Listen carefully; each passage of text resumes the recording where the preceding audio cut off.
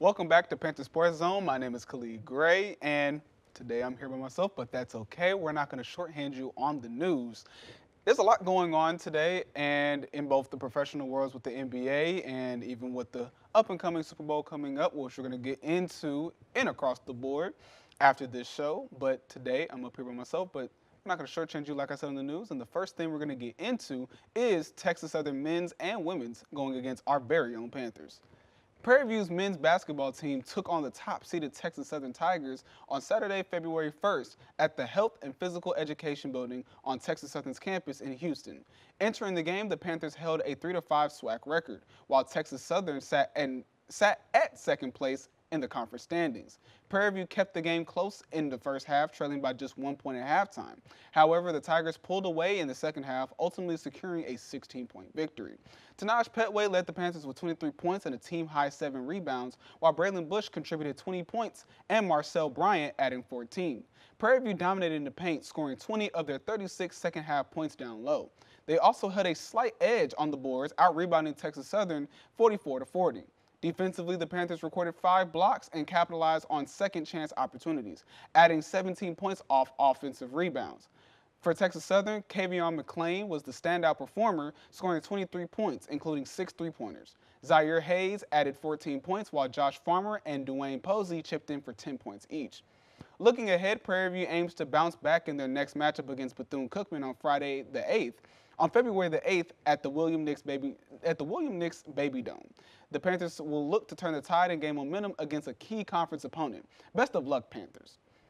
And something I want to kind of mention about this Panther team as we were watching how that game unfolded, we went into this game with a lot of expectations. And those expectations initially, when you think about the matchup of this team, we're talking about a Texas Southern team that has been good offensively and defensively. This team has surpassed many of their peers by their sure way of efficiency on the defensive end. When you look at every metric we threw out to you guys in the last episode, and we're going to reiterate them for this one, they were top in rebounding, top in defense, and they were number 1 in opponent field goal percentage, meaning that they weren't pushovers. So when we look at the stats of the game, however, Prairie View Prairie View matched up defensively against Texas Southern. It wasn't a blowout game either. It wasn't a uneven matchup defensively. I mean, when we look at the totals, it was 44. We beat them in rebounding, and that's one of the main things that we thought to ourselves that was our focus. And despite that being our focus, I mean, we succeeded in that regard. But when you look at the other metrics, I mean, our turnovers still to this day were something that was the reason why we came away with this loss. Ultimately, though, when you look at all the other things that we said were supposed to be of the game plan, like I said, rebounding, block shots, the ability to be physical down low. You know, me and Kenneth, we came on the show last episode and we talked about how the Panthers need to make sure that physicality needs to be in check. That needs to be the number one thing that Prairie View needs to have a control of throughout this game. And they did exactly that.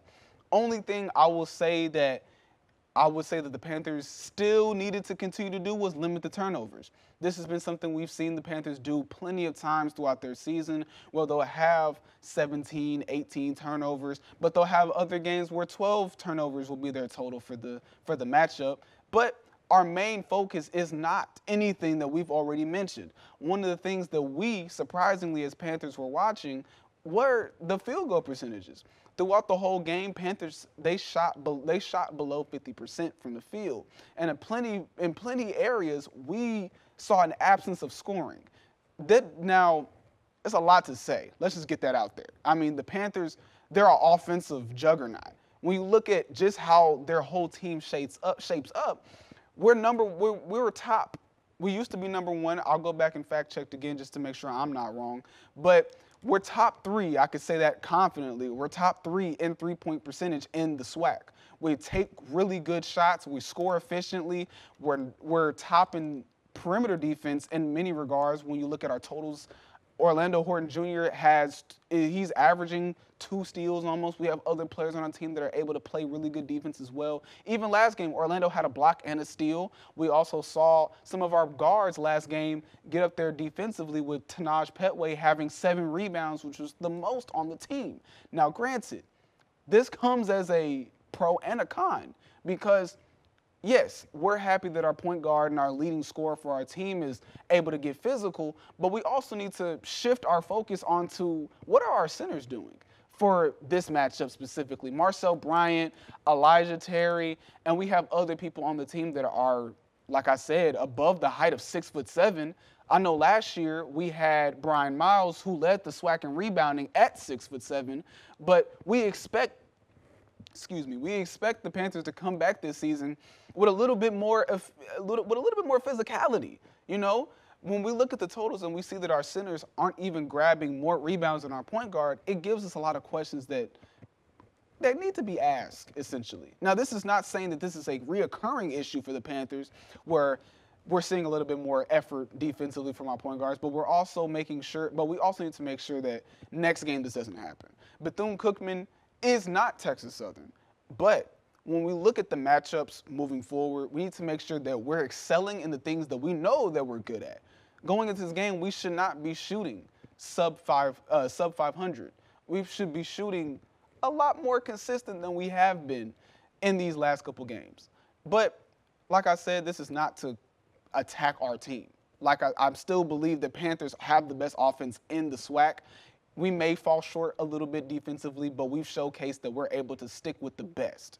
And I genuinely mean that we're able to stick with the best. So, like I said, coming into our next game, we face Bethune-Cookman, and we're excited to see how that game's going to pan out. But ultimately, this was an amazing showing for the Panthers to showcase that they're still a winning team. But moving forward, we're going to go straight into the second half of basketball. We're going to go into women's basketball. The Lady Panthers faced off against the Lady Tigers on February 1st at the Health and Physical Education Building on Texas Southern's campus in Houston for a highly anticipated conference rivalry matchup. Entering the matchup with a 2-6 SWAC record, Prairie View had an opportunity to improve against the undefeated Texas Southern Tigers, who stood at 7-0 in conference play. The Panthers got off to a slow start, trailing by 9 points at the end of the first quarter. However, they responded with a strong 7-0 run in the second quarter, cutting the deficit to just 4. The second half remained a tightly contested battle, with Prairie View being outscored by only 1 point. Despite their resilience, the early offensive surge from Texas Southern proved to be too much to overcome. Leading the way for Prairie View, Niam Thornton delivered an impressive 22-point performance, including 3 three-pointers. Michaela Hutchinson contributed 14 points, while Aisha Thompson and Amari Williams added 9 and 8 points respectively. For Texas Southern, Jada Belton made a major impact off the bench with 21 points, going a perfect 5 for 5 from the free throw line. Courtney scored 14 points, knocking down 3 three-pointers, while Treasure Thompson and Alasia Fantroy chipped in with 11 and 10 points respectively. One of the biggest factors in the game was Texas Southern's ability to capitalize on turnovers, converting them into 32 points. The Lady Panthers now turn their focus to their next matchup against Florida A&M Lady Rattlers on Wednesday, February 6th at the William Nix Center. They'll look to make key adjustments and bounce back stronger. We're behind you every step of the way. Let's go Panthers. Prairie View's track and field teams traveled to Albuquerque, New Mexico to compete in the New Mexico Team Open as a part of their indoor track season. Over the 2-day event, the Panthers showcased their athleticism and skill, delivering impressive performances across multiple events. On the men's side, Bryce McFadden placed 16th in the 400-meter B section with a time of 48:58, while Todd Wood secured 9th place in the 600-meter, clocking in at a minute 21:44. Isaiah Barnes finished the 200-meter invitational in 21:64, and Eric Brooks ran a 6:95 in the unseeded 60-meter. The men's 4x4 relay team, Isaiah Brown, Christian Derrick, and Isaiah Barnes, and Bryce McFadden finished 5th with a time of 3 minutes and 14 seconds, with Derrick recording an impressive 47:86 split. For the women's team, Nakia Williams placed 12th in the 400-meter B section with a time of 58:21, followed closely by Treasure Bethea with 58:99 as her record. Denia Gravely ran 24:71 in the unseeded 200 meter and posted the fastest time in the unseeded 60 meter with a time of 7:64. Zara Richardson recorded a time of 2 minutes and 18 seconds in the 800 meter. In the field events, Soraya Burks finished 8th in the B section of pole vault, clearing 3.26 meters. Kiana Otis made history by setting a new all-time school record in shot put, both indoor and outdoor, with a throw distance of 14.53 meters. Severa Anderson secured 8th place in triple jump finals with a distance of 12.17 meters. On the men's side, Devin Miller placed 6th in the high jump with a height of 2.02 meters, while Daryl Mulroy finished 7th in pole vault B section with a vault of 4.48 meters. With a strong start to the season, the Panthers look to build on their success at the upcoming Fast Track Indoor Challenge in Houston, Texas on February 8th. Congratulations to all the athletes on their outstanding performances. We look forward to seeing more great results from you guys in the next meet. Transitioning, we're going to go straight into women's tennis. The Prairie View women's tennis team faced Tarleton State University on Saturday, February 1st at the Prairie View tennis courts, where they suffered a 0-7 loss against the Texans. Tarleton State controlled the matchup, securing victories in every single and double match played that evening. A standout performance came from Adela, who dominated in singles with a set record of 6-2 and 6-0 against Prairie View's Yasmin El Fadil. In doubles play, Emma Persson and Mathea Berger overpowered the Panthers, securing a 6-2 win over Andrea Pascal Blanca and her partner. This defeat leaves the Panthers with a season record of 0-7. Their next opportunity to turn things around comes on February 4th against Texas A&M University in Bryan College Station. As they prepare for this challenge, however, we stand behind them, eager to see their resilience and determination on full display. Keep pushing, Panthers. And with a lot more news coming in the sports world as it pertains to our Panthers, we will be here at Panther Sports Zone to deliver you guys the most up-to-date and concise, detailed analysis of just how well our Panthers are performing on their seasons. With a lot of things to come and a whole new semester right at our doorstep, we will continue to pull up here every Monday, Wednesday, and Friday at 2:30 p.m. to give you guys the most in-depth sports news to hear at Panther Sports Zone. It's been Khalid Gray, and we'll see you guys in the next episode of Panther Sports Zone.